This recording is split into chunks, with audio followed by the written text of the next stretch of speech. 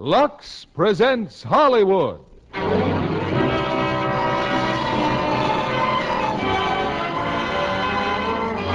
Weaver Brothers Company, the makers of Lux Flakes, bring you the Lux Radio Theatre, starring Dana Andrews, Edmund, Gwenn, and Mala Powers in Mr. 880. Ladies and gentlemen, your producer, Mr. William Keeley.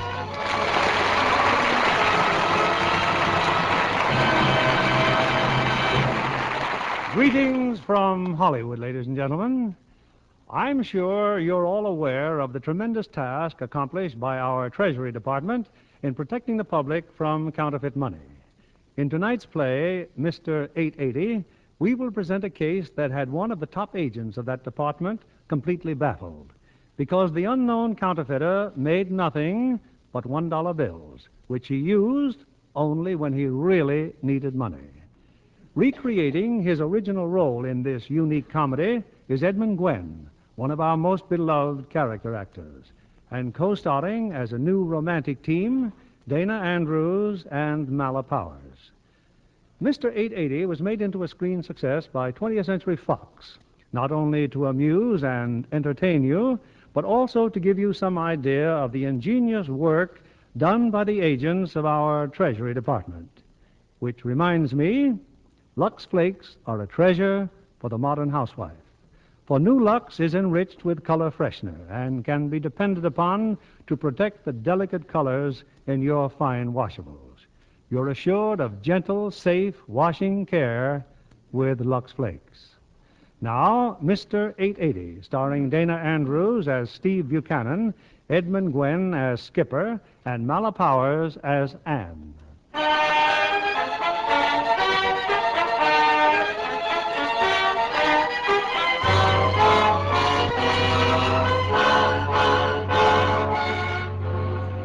The records of the United States Secret Service would indicate that it's almost impossible for a counterfeiter to stay in business very long without being caught. But the records also show that it has been done. The case is known as number 880, the oldest unsolved counterfeiting case on file. The scene of Mr. 880's activities is New York, where for 10 unhappy years he's driven the Secret Service wild. Now and then, when patience runs out, they'll call in a troubleshooter from one of their other offices. This time, it's Steve Buchanan. Steve has just reported to the agent in charge, Thad Mitchell. Well, Steve, any conclusions? Well, it's obvious, Mitch, that your Mr. 880 is strictly small time. In 10 years, he's averaged less than $50 a month. Oh, we don't say the man's been greedy. Of course, what makes it tough is the fact that all he makes are $1 bills. And we'll never educate the public to examine $1 bills. Here, look at this one. Did you ever see anything more amateurish? Common bond paper, ink you can buy in any stationery store. I can't stand much more, Steve. I'm going nuts. Holy smoke. Yes, the way he spells George Washington's name. Washington. Well, this is practically insulting. In the 10 years we've been looking for this pest, we've convicted 1,385 counterfeiters, broken up some of the most vicious gangs that ever existed. Hey, take it easy.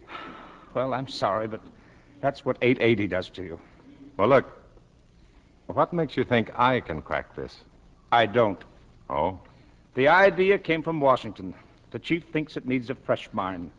You mind if I recheck the list of people who got stuck with his dollar bills? I don't care what you do, Steve. But remember, I warned you.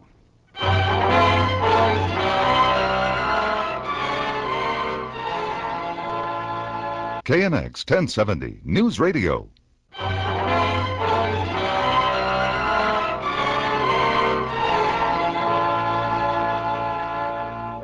From the Secret Service, huh? That's right, Mr. Gustav. I've just been checking with some of the people who've been victimized by counterfeit $1 bills.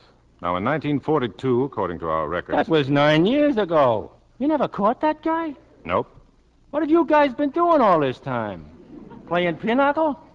Look, the man we're looking for came into your cigar store here, and he gave you a... Yeah, you bet he came in here. But I'll tell you one thing, brother. I'll never get hooked again. I'm an expert now. Oh? Whose picture's on the $10 bill? Huh? Well, that's easy. A president of some kind. Now, let me see. I should know that one. Mm-hmm. Morning, Gus. Oh, hiya, Skipper.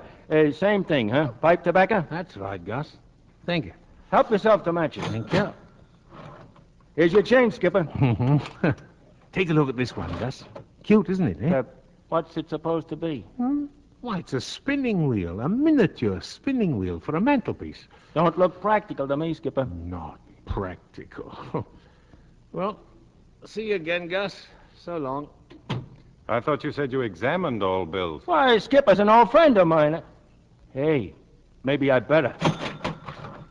Well, Here, you look. relax. It's okay.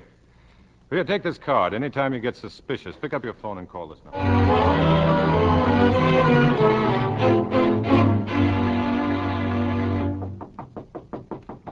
It's just me, Miss Winslow. I brought you something Skipper, come on in. for your mantelpiece. A spinning wheel. Yeah.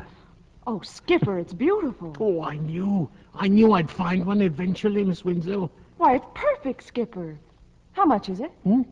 Oh, $3. $3. It must be worth much more than that, to say nothing of all the time you must have spent Now, what looking else do for I it. have to do with my time? Matter of fact, I'll be making a disgraceful profit. All it cost me was $2. Here's $5, Skipper. The Keep price is $3, Miss Winslow. it. I won't hear of it. Oh, Skipper, it's sweet. Oh, golly, look at the time. I've got to get to work. Thanks again, Skipper. You're wonderful. Oh, $5? I can't take $5. Now, I'll put the change in her purse. Of course. That's it. I'll just slip $2 into her purse. There we are. There.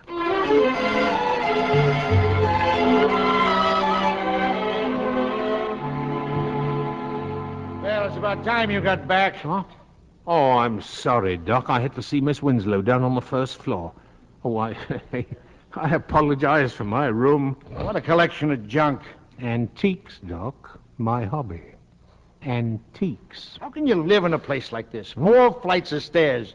Nothing but an attic. Oh, very comfortable, really, and the rent is most reasonable. Yeah. Here, look at my dog, Doc. He likes you. Yeah, see? He hasn't barked once. That dog is why I'm here. You still owe me $20. $20? I cured him of distemper, didn't I? Maybe you've forgotten it, but I haven't. Oh, bless my soul. Of course you did, yes. Oh, now go away, please. Go away. Go on. His name is Please. Yeah. You know, I started out being polite to him, and now he's spoiled. He won't come unless you say please.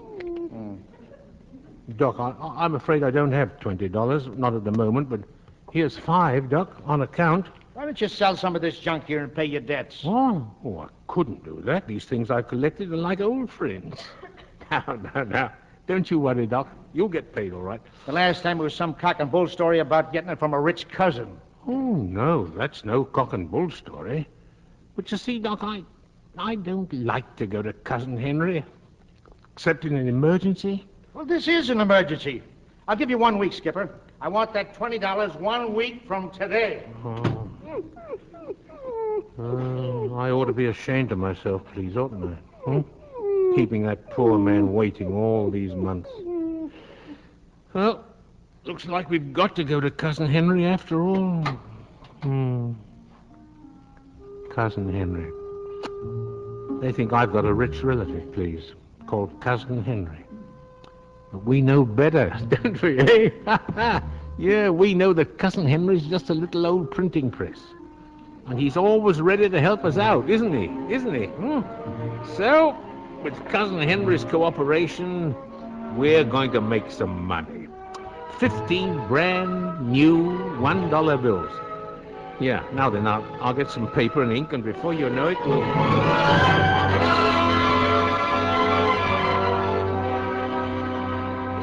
Well, all in all, Steve, it looks like Mr. 880 is giving you a royal welcome.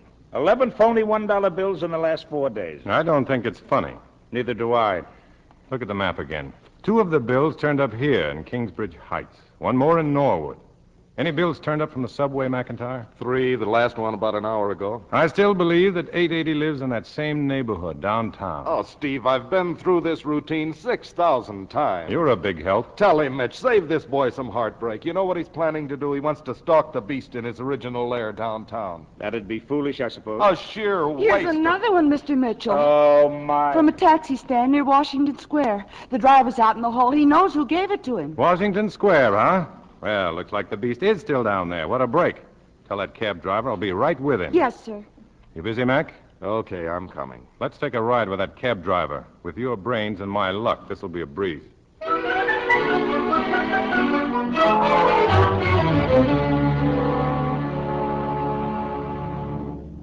Okay, driver, now once again. At 9 o'clock this morning, you pull up to this address and a girl gets into your cab, right? Right. She phones for the cab. The name's Miss Winslow. Mac, check the names in the lobby. I done it already. Ann Winslow, first floor. Where did you drive her? United Nations building. Like I said, she works there. What makes you so sure? Because she tells me she's late for work. Okay, that's where you can take us then. United Nations building. This is a big building, Steve. You know where we're going? According to her boss, somebody named Perry, Miss Winslow is an interpreter. She translates French into English. At the moment, she's at the end of this hall in a conference room. Interpreting? Right. How are we going to recognize her? They said it's a committee meeting, and she's the only female in attendance. There's a window in the door. All I want is one good look. This is it, huh? Yeah. You'd better look her over, too. That's Ann Winslow? That's Ann Winslow. Well, if that chick is Mr. 880, she must have started counterfeiting in grammar school. Who said she was 880? There's a pretty good chance, though, that she could lead us right to him. You better phone Mitchell. Tell him what we've got. You'll also want to know what we're going to do about it. We either shadow the lady or cultivate her. Maybe both. Ah, you like that cultivating angle, don't you? In this case, I think I'm going to like it very much. While you're phoning, I'll find out what time this place closes. Then all we have to do is follow her.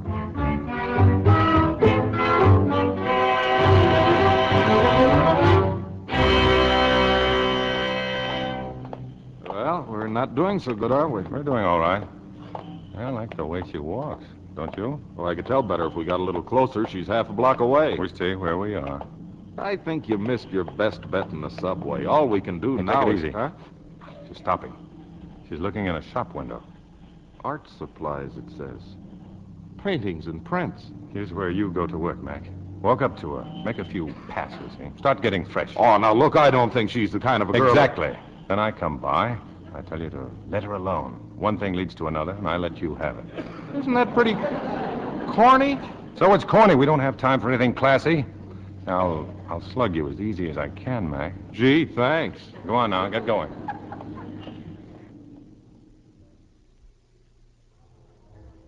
Well, it was nice of you to invite me in here for a drink, Mr. Buchanan, but Well, I just assumed you wanted to get off the street as quickly as you could. Oh, yes, of course, but It attracted quite a crowd. And then when the police came, I Look, thought... I don't want to seem ungrateful, but I was quite prepared to deal with the situation myself. I don't suppose I could have hit him as hard as you did. By the way, what's your name?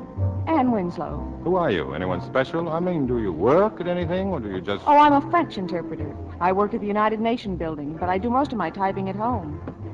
Would you believe it? That was the first time a thing like that has happened to me since I've been in New York. You've never even been whistled at? Oh, it's not the same. A whistle's too, impersonal. I see what you mean. Oh, I've been whistled at all right. Matter of fact, I've done a little whistling of my own. Mm-hmm. In a quiet, ladylike way, of course. Now, what about you? Are you anyone special? Just someone out to make a fast buck. Oh, well, who isn't these days? Oh? Oh, I didn't mean that. A fast buck implies dishonesty, doesn't it? Yes. What's the matter? Why? Well, you were staring at me. Oh, I'm sorry. That's a habit I've picked up in New York. I stare at people. I keep thinking they look familiar.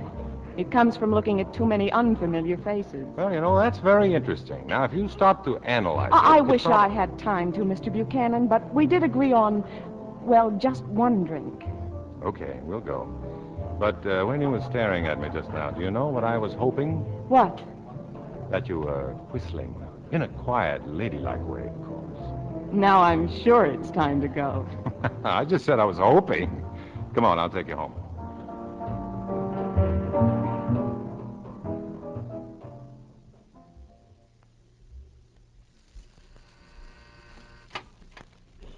Mr. Perry. Oh, my goodness, I forgot all about you. I just got home a minute ago. Yes, Miss Winslow, I know. I've been waiting out in the street. Oh, I'm terribly sorry, Mr. Perry. Forget it. Well, everything's in this envelope. I'm afraid you've got a lot of typing here. Oh, I'll have it done by morning, Mr. Perry. And I'm so sorry. This friend of mine, I was late getting home because, we just happened to bump into each other, and... He's persistent, isn't he? Persistent? Yes, he does a lot of bumping in the course of a day. He does? This afternoon at the office, he almost knocked me down. He did? Mr. Buchanan? Why, yes. This afternoon, when you left the office to go home... Well? He made a beeline after you. The corridor was pretty crowded, and he darn near knocked me down. But apparently he caught up with you. Good night, Miss Winslow. Good night, Mr. Perry. I don't get it.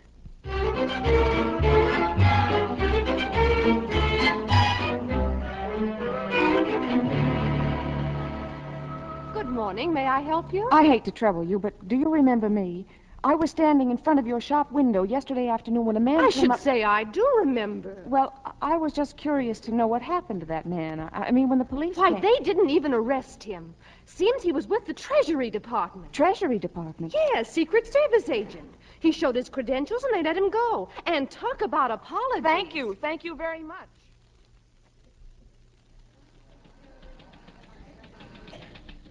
Mr. Perry, may I bother you for a minute, Mr. Perry? Come in, Anne. And thanks for that typing you did last night. Mr. Perry, when I applied for this job, wasn't I thoroughly checked? Of course you were. Why? Can you think of any reason why the United States Secret Service would be after me? Well, the two chief functions of the Secret Service are to guard the president and catch counterfeiters. I'm safe in assuming you're not the president. Then I'm being suspected of being a counterfeiter? Oh, now, Anne. Chances are a counterfeit bill fell into your hands. You passed it on to somebody who reported you. It happened once to a friend of mine. They watched him a few days and suddenly dropped him. You'll probably have the same experience. Thank you. He's a very attractive man. I don't think I'd like to be dropped so suddenly. And besides... Well? He asked me to have dinner with him tonight. I told him I would. Well, if he gives you any trouble, just tell him to see me. He doesn't know what trouble is, Mr. Perry. Just wait till he takes me to dinner tonight.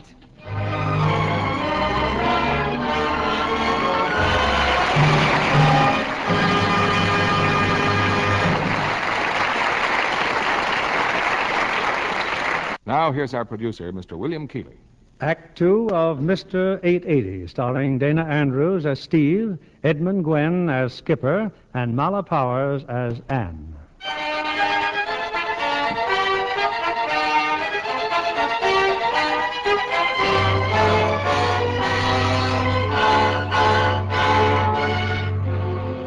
Yes, Mr. 880 has whipped up another homemade batch of dollar bills, to the utter torment and dismay of the United States Secret Service. But Steve Buchanan at last has a lead in the shapely person of Anne Winslow.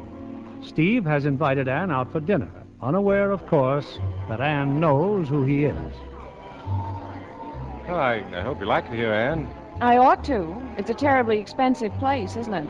Well, what's money for? I mean, why make it if you can't spend it? Steve, would you mind handing me my purse? Well, it's certainly bulging, isn't it? What do you carry in this thing? My compact. I have a distinct feeling that my nose is shining. Oh, your nose is fine. As a matter of fact, it's just about as nice a nose as I've ever... Well, what's the matter? Your purse. What about it? How much money do you carry around? That's not real, is it? Well, what do you think it is? A boodle of queer? Oh, is there any more wine? A boodle of queer? And believe me, it's mine. I'm not trying to shove the stuff. All right. How did you find out who I am? Find out about you? A boodle of queer. The word boodle hasn't been used since the Civil War. Really? Now, I wonder how I came to use it. I can tell you. You found it in that book you took out of the library this morning. As for your money, it came out of your savings account, also, this morning. You made a big show of looking guilty.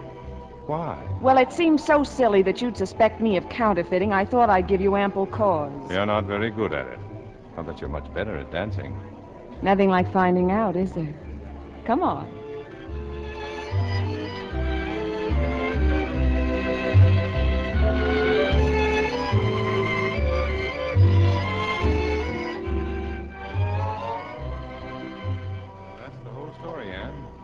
looking for a counterfeiter named Mr. 880. If you ask me, I think Mr. 880 is making fools out of you. Nobody asked you, and he is. But the fact remains that you passed 2 of those ridiculous dollar bills. Now, where did you get them? Well, let me see. Think back over the past week. Where did you go? Who gave you the dollar bills and change? Oh, Steve, it's no use. I can't remember. Honestly. Will you keep trying? Of course. I'll be around every night and give you a memory test. Sounds like fun. I'll try to remember, Steve. I really will.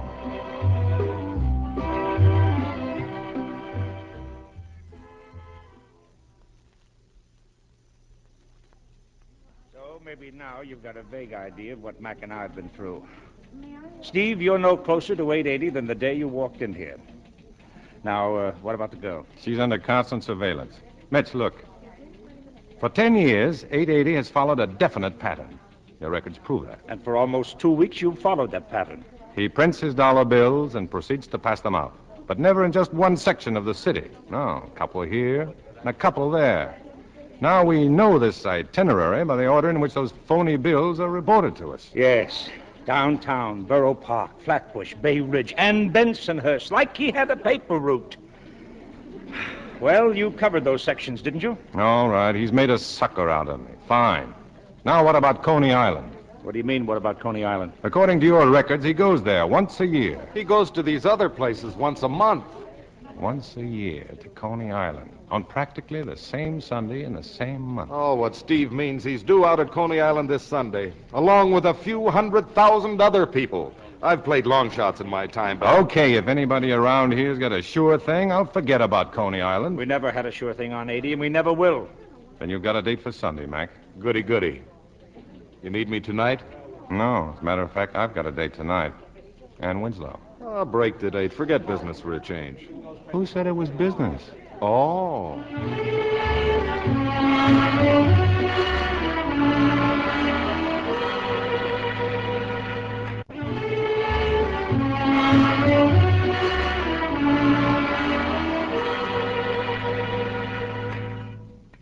Now, the least you can do after I feed you is help me with the dishes. I'll get dishpan hands. But here goes. Do you feel any better, Steve? You certainly were in a mood when you came in here. I'm sorry. Poor Mr. 880. What about me? He's doomed. Oh, he's escaped your clutches so far, but I have a distinct feeling you'll never give up. A boodle of queer. Hey, by the way, what are you doing on Sunday? Skipper has to take a flock of kids to the zoo. Skipper? I've told you about him. Skipper Miller. That nice old man upstairs. The spinning wheel on my mantel. Oh, you're so sure. Well, every year, on the Sunday nearest his birthday, he rounds up the kids in the neighborhood and takes them somewhere. I promise to help. The zoo, huh? Oh, that's too bad. I have to go to Coney Island. 880 again? Yeah, 880 again. I thought maybe you'd, Say, do you think Skipper would pass at the zoo if we took them all out to Coney Island? Steve, he'd love it. I'm sure he would, and so would the kids. Look, you finish the dishes, and I'll see if I can find him. I thought we were going to the movies. We are. I'll be back in 5 minutes.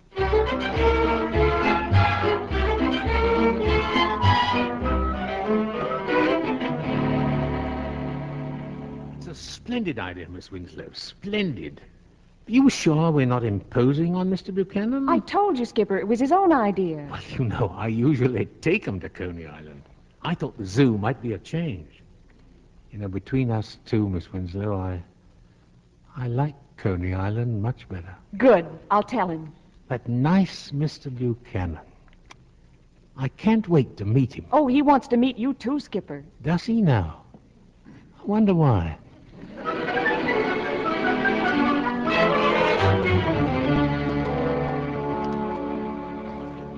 All right, Mitchell. Go ahead and say it. I told you so.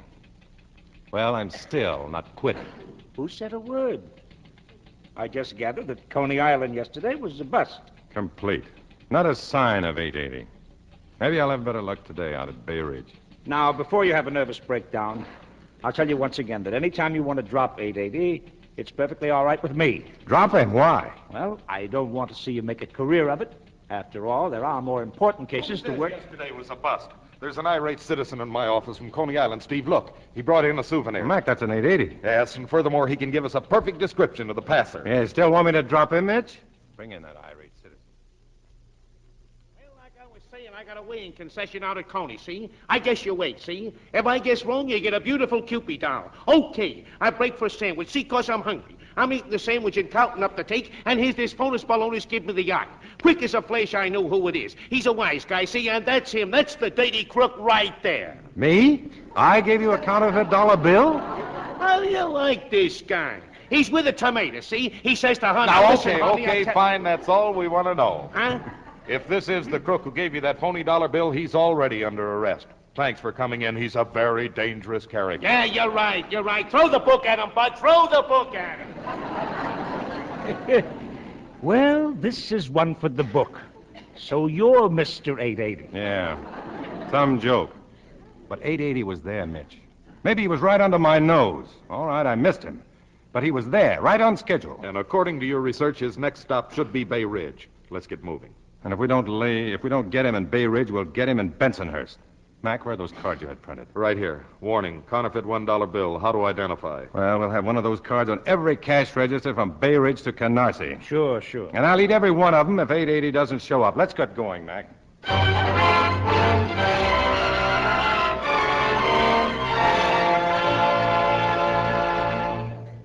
Well, hello there, Grandpa. I haven't seen you in the store for weeks. Yeah, been a long time. I don't get to Bay Ridge very often. Mr. Schmidt's been asking for you. Oh, I've just been talking to him. It isn't often that I find someone I can talk German with. No. Well, better pay for my root beer and get along. That'll be 10 cents, Pa. Oh, well, here you are. Oh, almost forgot.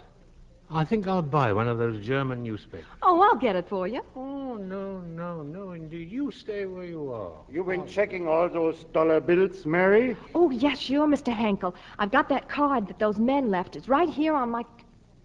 Hey, Mr. Henkel, look. Who gave you that dollar bill? Him, at the newspaper stand by the door. Hey, mister, that dollar bill you just... He's gone! Let me see that bill again. Are you sure this is... Mr. Henkel, just look at the way Washington is spelled. Mutter, this doch, call the police! Call the G-men! Hurry!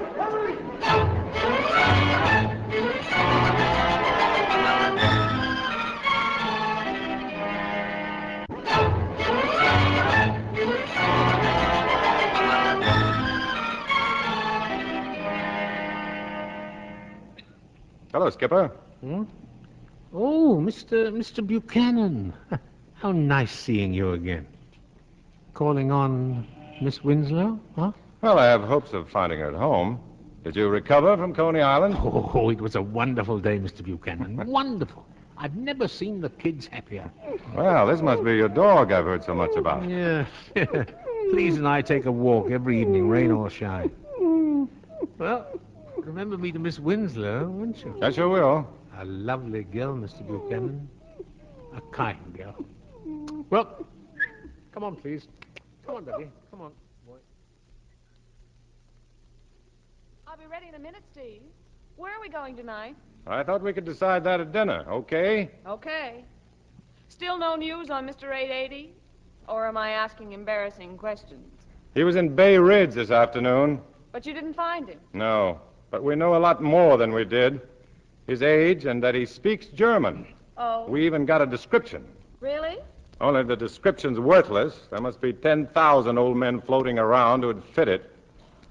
I still can't get away from the idea that he lives in this neighborhood. The chances are that's how you got those 2 bills that time. Don't you ever relax. And what about that old fellow who runs the stationery store around the corner? Mr. Kimmel? You'd suspect anybody, wouldn't you? Well, he's got a German accent, and that's... There's a home for the aged around the block. It's full of old men with German accents. I've already been there. Oh, you weren't. I could very easily learn to dislike you. Meanwhile, shall we go? And it's not that I'm suspecting every... Oh, good evening, Miss Winslow. Hello, Skipper. Have a nice walk? Yeah, fine night for walking. Come on, please. Come on, up the stairs. Up. Say, up, Skipper. Up we go. Yes, Mr. Buchanan? Sprechen Sie Deutsch, mein Herr? Beg your pardon? Steve. It's just a shot in the dark. You ought to be ashamed of yourself. I am.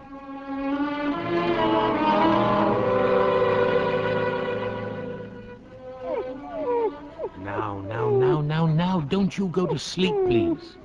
We're going to have to take another walk.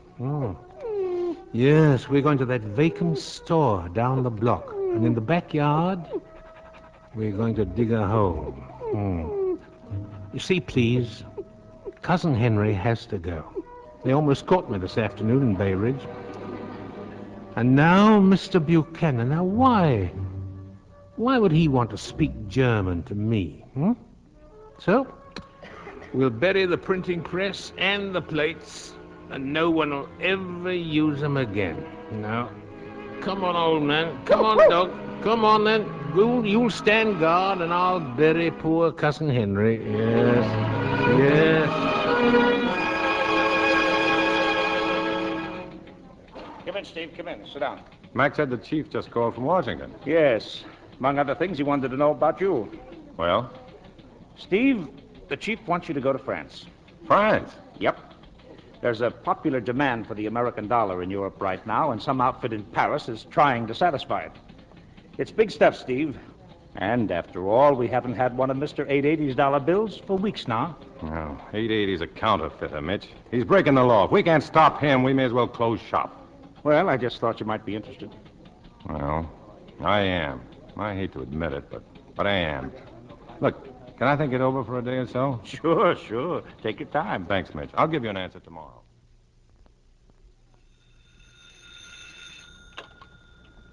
Hello? Of course, come over. Is anything wrong, Steve? Well, if you won't tell me, I guess I'll have to wait. Fine, Steve. I'll be waiting. I'm sorry, Mrs. Wagner. Now, what were you about to tell me? It's about Skipper, Anne. There's something wrong. Skipper? Well, I'm not a nosy neighbor, you know that, but I've been suspicious for days. So this afternoon when he took his dog out, I went up to his room. Suspicious? Of what? Remember all that stuff he used to have up there? Furniture, bric-a-brac, statues, vases, like a regular antique shop. Only they weren't worth anything. Oh, but he loves those things. Well, they're gone. Almost every day I've seen him carry something else away. But why? It's obvious. He's had to sell them. Oh, no. Never really earned enough to live on. But he used to get money from some rich cousin till he passed away. I didn't know. Didn't he leave him anything? I guess not. I'll never forget how brave Skipper was in his grief. All he said was, I had to bury my cousin Henry. Mrs. Wagner, we've got to do something for him. Oh, he's too proud to take charity. Then we've got to find him a job. Right away, Mrs. Wagner. We've got to find that poor man a job.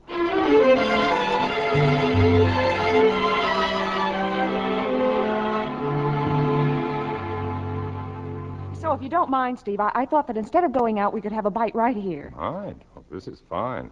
So you're all worked up about Skipper again. But I haven't told you the best part. I saw the manager of this apartment house. He has 2 more on the block, and he's going to give Skipper a job. Sort of a handyman. He'll get his rent free and $70 a month. Isn't it wonderful, Oh, Steve? that's swell, Anne. Really swell. Now, what about your big news? Well, I think I'm going to France. Steve! Yeah, big assignment. International stuff. Oh, how exciting. But what about Mr. 880? I'm giving him back to the Indians. Anne, do you think there's a chance that you could wangle a trip over? After all, you're working for the government, too. Well, I don't know. I could try. We'd be in Paris together. Who's going to work on 880? I don't know. I don't care. Make them send you, Anne. Put on that old charm. I'll take you around to places you've never even heard of, the respectable ones, of course. Oh, I've only been to the other kind. And you better start brushing me up on my French. I think I'll fly. That is, unless we can go together. In that case, we'll find the slowest boat they have. Steve, are you sure you gave 880 back to the Indians? You know, someone once said that a task left undone creates a void that no amount of achievement can fill. Who's the imbecile that dreamed that one up? I am, and if you really want to know... It's me, Miss Winslow. Skipper. Skipper, come on in. It's just this, Miss Winslow. Look, I found something for you. Skipper, another spinning wheel. Hello, Skipper. Eh? Oh. I'm interrupting something, aren't I? But Miss Winslow told me if I could ever find her another spinning wheel like match the one on the mantelpiece. Skipper, you're a darling. Well, it's my last transaction in antiques. On Monday, I start a new career. What have you heard about that? The news traveled so fast I thought it was a presidential appointment. Now, how much do I owe you? Nothing. Not a cent. Skipper, how much? Oh, well, $3 then, same as last. Let's go into the other room, Skipper. I left my purse in there. And stop telling me it was $3. The other one was $5. Now, here, you take this $5 bill. Well, that's funny. I was sure I had $2 someplace. Stop searching your pockets. I insist on paying the same price. Well, you will as soon as I find your change. Yes, here we are. 1, 2. There. Now, my new job calls for a celebration. I'm going out to get some things. A bottle of wine, maybe. Eh? I'll knock on your door as soon as I get back. Skipper. Yes, Miss Winslow? Are you sure it was $3? That other spinning wheel? Well, of course I'm sure. You didn't see me do it, but I put the $2 change in your purse. Anne, Yes, Steve? what did Skipper want? Nothing. Nothing much. Steve, if 880 were caught, what would the penalty be? Oh, up to 15 years. Why? 15 years? If I ever lay a hand on that old crook, that's just what he will get. All that close call he had in Bay Ridge scared him off for a while. But he'll step out again. They never know when to... Anne, those aren't tears. Oh, Steve. Steve, if... Maybe I'd better answer that. Maybe you better. Hello? Oh, hello, Mitch. What? Well, that's just a couple of blocks from here. Oh, sure will, right away. Well, I knew he couldn't hold out. They just caught someone passing an 880 in a grocery store. They're taking him over to the police station. Steve! I'll phone you as soon as I can, honey. This is it, Ann. I know it is.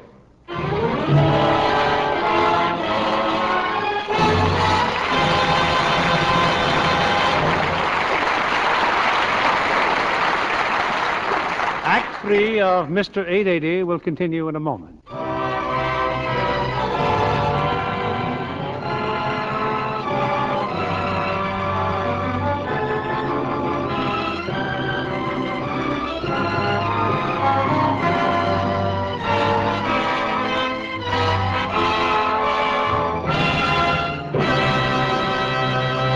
The curtain rises on Act 3 of Mr. 880, starring Dana Andrews as Steve, Edmund Gwenn as Skipper, and Mala Powers as Anne.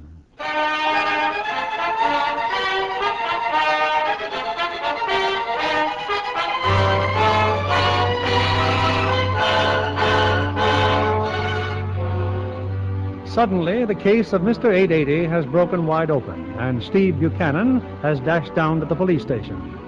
But instead of an old man with a German accent, in custody are 3 rather small boys. What is this, Sergeant? When my office phoned, they told me you had someone... You saw the evidence in the detective bureau, didn't you? I never saw so many phony dollar bills in my life. Enough to fill a bushel basket. Plus 1 small printing press and 2 engraver's plates. You want to talk to the kids? You're darn right I want to talk to them. Well, you can forget about 2 of them. Why? It's like this, Mr. Buchanan. The littlest one, Melvin, he gets the printing press from the middle-sized one. That's Johnny. He wins it from him on the World Series. That puts Melvin in the clear, right? I'm listening. Okay. The middle-sized one, he gets it from a punk named Mickey.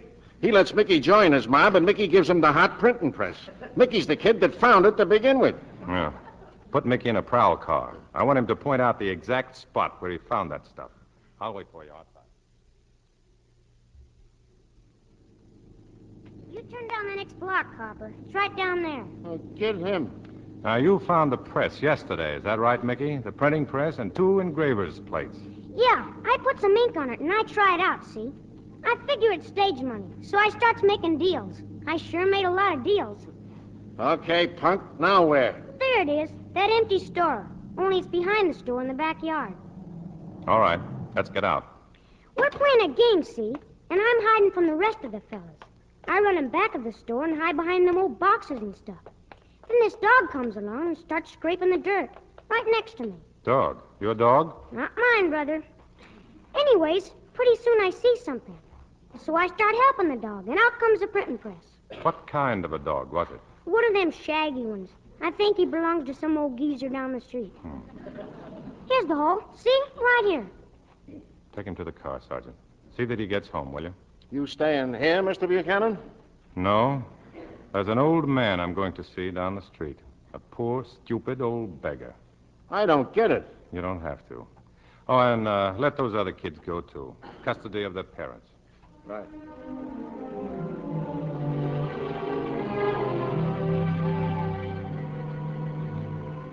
Steve. Oh, Steve, I'm so glad you came back. It's Skipper, isn't it? Where is he? Up in his room. He's waiting for us to celebrate his new job. Oh, Steve, he's an old man. He can't survive a long jail term. He's a counterfeiter, Anne. No matter what you or I think of him, he robbed people. He reached into their pockets and robbed them. All right, Steve. We may as well go up. Yes, and I want to thank you again, Mr. Buchanan, for accepting my invitation. Now, if you'll get the glasses, Miss Winslow, I'll open up the wine. Yes, Skipper. Oh, I had a lot of trouble to get the wine I wanted. I said to the man, when I asked for Liebfraumilch, I said, I want Liebfraumilch. I said, well, maybe you'd better open the bottle, Mr. Buchanan, huh? I'll put the cheese on a plate. If I can find the plate. Now, just be patient, please. You know, he loves cheese. All dogs love cheese. Skipper? Yes, Mr. Buchanan? I'm with the United States Secret Service. Uh-huh. Hope you're acquainted with Liebfraumilch, Mr. Buchanan. It's a lovely wine. Oh. And to be just right, it Skipper, should be... Have you been passing counterfeit $1 bills? Oh, yes, indeed, for quite some time now, yeah. Here. Just wait till you taste this. Now, here we go, Mr. Buchanan. Down the hatch, eh? Oh.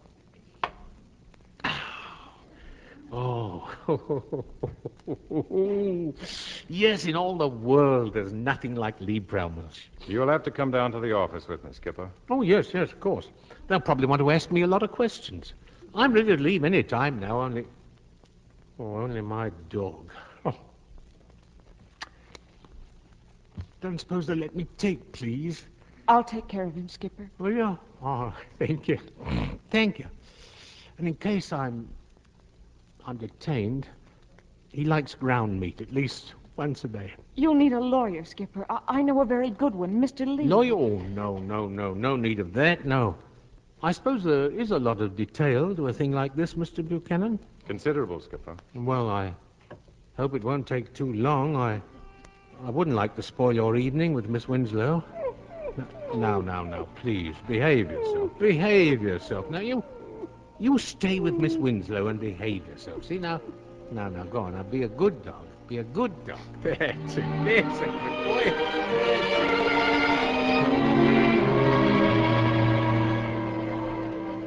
All right. Now, suppose we all quiet down and get the rest of his statement.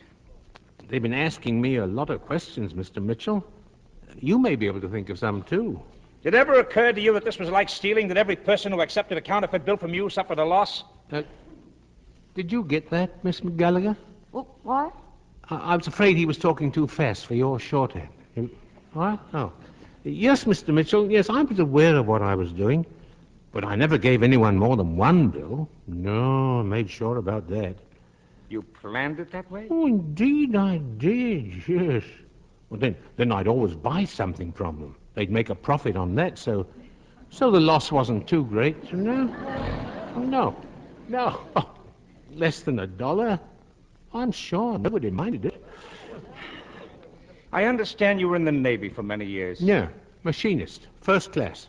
Well, then you were eligible to enter a veteran's home. Instead of committing your crime against the government, why didn't you apply for entrance? I thought about that. Goodness, no. It costs the government $82.70 a month for each veteran in a home. But I didn't need over 40 or 50. Yeah. I saved the government a lot of money, Mr. Mitchell. Hundreds and hundreds of dollars. He's all yours, Steve. Take him down to the commissioners for arraignment. Oh.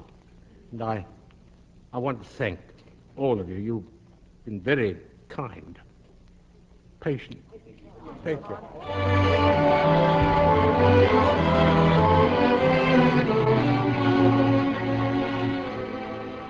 Then it's no use, Mr. Lee. No use at all. And I'm a lawyer. I've had a lot of clients, but believe me, nobody like this one. He insists on pleading guilty.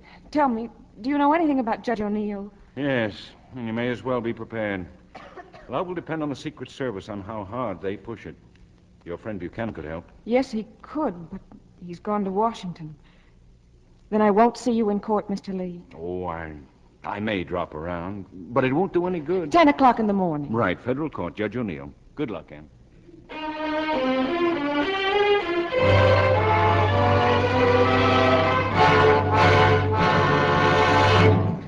Conclusion, Your Honor, may I remind the court that this case and this defendant has cost the United States Secret Service more time and money than any other case in its entire history.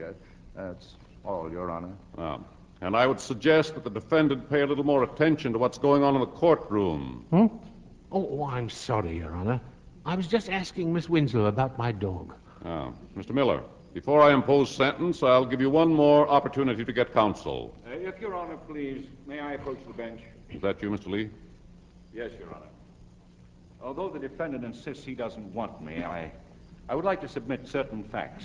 Mr. Miller, why do you feel you have no need for counsel? Well, it seemed to me, sir, he was going to a great deal of trouble for nothing. Well, aren't you disturbed that you may have to go to jail? Jail? Never been there, Judge. Probably a lot of very nice people there. With the court's permission, I'd like to continue. Perhaps you'd better get his permission. Oh, no. Let him go ahead, Judge. He's got it on his chest. Let him get it off.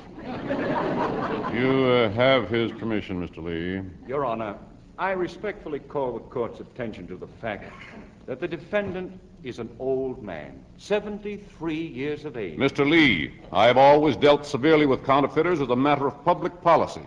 I see no reason to forget that policy because of his age. Well, then, may I suggest that intent should be considered, the circumstances under which he began his counterfeiting.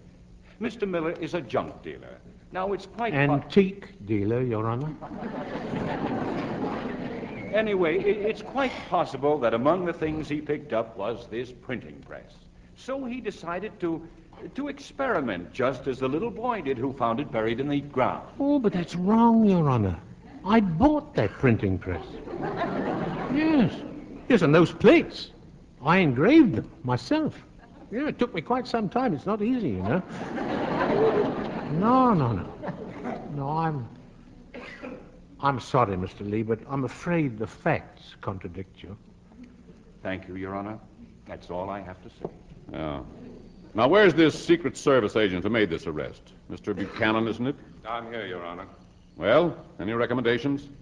I've never had any sympathy for counterfeiters, Your Honor. I agree with the court. Counterfeiters should be dealt with as severely as possible. Thank you, Mr. Buchanan. But if the court please, there is something I would like to add. Yes? What the defendant did wasn't because of greed or because he wanted to get rich quick. He printed just a few bills at a time, only when he needed money badly, and then not always for himself. You arrested this man. Are you now pleading for him? I realize it's unusual, Your Honor, but the defendant is an unusual man. Your Honor, I was absent when Mr. Miller was indicted because I went to Washington. I went there to check his record, to see if he had ever engaged in any other criminal activity. I'm happy to say I couldn't find a thing. I think we have quite enough evidence against Mr. Miller as it is. But I did run across something which you may want to consider. The defendant spent a good part of his life in the United States Navy. In 1918, when he was 41 years of age, he received a decoration for bravery. I have a photostatic copy of the citation, in case you're interested. You seem to have gone to a great deal of trouble for this man. Why? Well, that's hard to say, Your Honor. Maybe it was because I had read something in a book I just happened to pick up the other day. Justice rules without regard for the feelings of the human mind or the charity in the human heart. A book you happened to pick up? Yes, Your Honor. I am the author of that book. Yes, Your Honor. And I still believe that counterfeiters must be sent to jail. However, in view of the defendant's extreme age and the other considerations, the sentence will be kept at a minimum. 9 months. Thank you, Your Honor. Yes, sir. Thank you. Thank you indeed. Your Honor, may I approach the bench? Mr. Mitchell, isn't it? Well, Mr. Mitchell? Thank you, Steve. And Mr. Lee, I hope you don't think I was rude. You're still in court, Mr. Miller. Better keep your hat off. Eh? Oh, yes, indeed. I should like quiet, please. I have been reminded that a sentence of 9 months does not provide for parole. It has been requested that sentence be changed to 1 year and a day so the defendant could get off in 4 months. The sentence is so changed. Oh, thank you, Your Honor, thank you. Skipper, just 4 months. Like going to Florida for the winter, isn't it? Oh, for heaven's sake. I have also been reminded that the sentence must be accompanied by a fine. We will make this nominal, too. Mr. Miller, I fine you $1.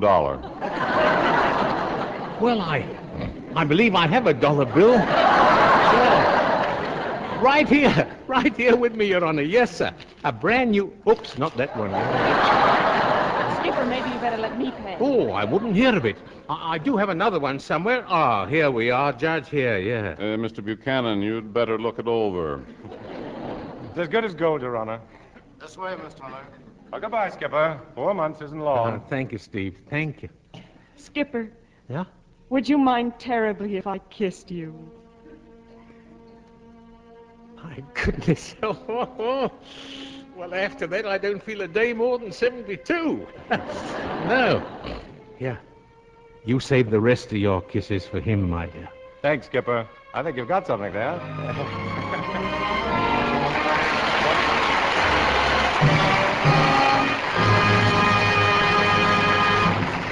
We hope you enjoyed tonight's play. In just a moment, Mr. Keeley will tell you about next week's play and bring back our stars for a curtain call. But first, I'd like to remind you that something wonderful has happened to your favorite Lux. You owe it to your wardrobe to try new Lux with color freshener. Hollywood screen stars say it's the finest beauty treatment for fragile white things, for prints, for all colors they've ever seen. Why not take a tip from the girls who have the most glamorous clothes? Use Lux not only for stockings and your Sunday best, use it for everything you care about. Nightgowns, pajamas, housecoats, washable dresses, and blouses, too. Colors stay so ravishing you'll never want to use anything else. Now, at last, whites stay truly sparkling white. Colors keep their bright new beauty. Prints look brilliantly sharp every time you Lux them. No soap, no suds of any kind is safer for your washable silks, rayons, nylons, and nice cottons. Get a big box of new Lux with color freshener tomorrow and discover for yourself how easy it is to give your washables that fresh as new Lux look. Now, here's Mr. Keeley with our stars. And we welcome them back to the footlights for an extra curtain call. Dana Andrews, Edmund, Gwenn, and Mala Powers.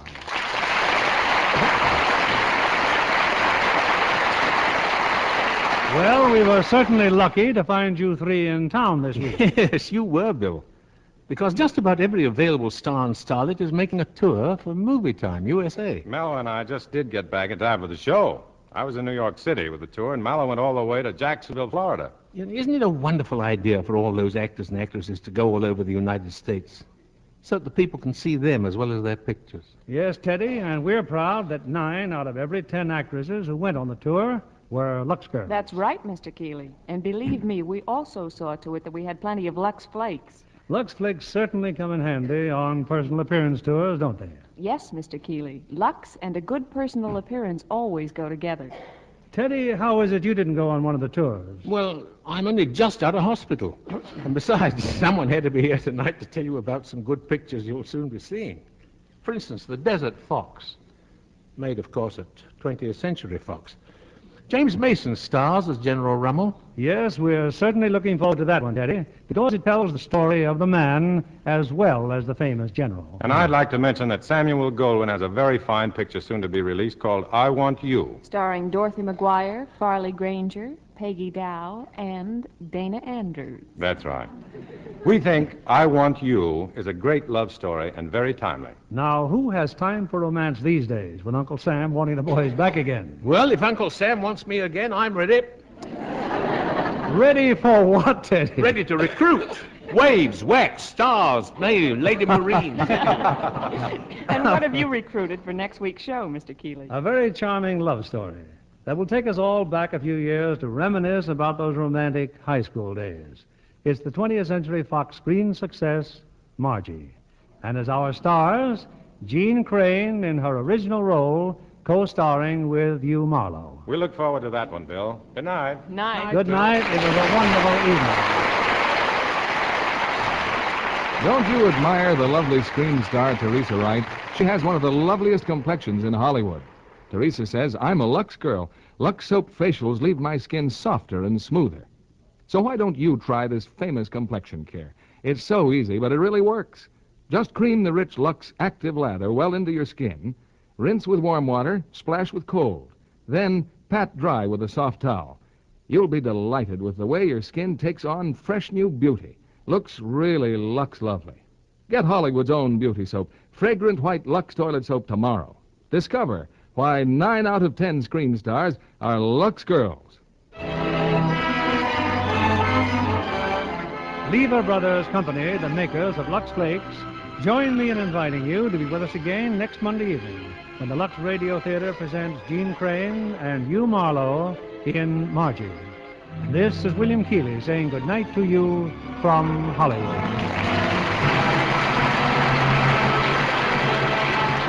Mala Powers appeared through the courtesy of the RKO Radio Studios, whose current release is the Howard Hughes presentation in Technicolor of The Flying Leathernecks, starring John Wayne and Robert Ryan. Our play was adapted by S.H. Barnett, and our music was directed by Rudy Schrager. This is your announcer, John Milton Kennedy, reminding you to join us again next Monday night to hear Margie, starring Jean Crane and Hugh Marlowe.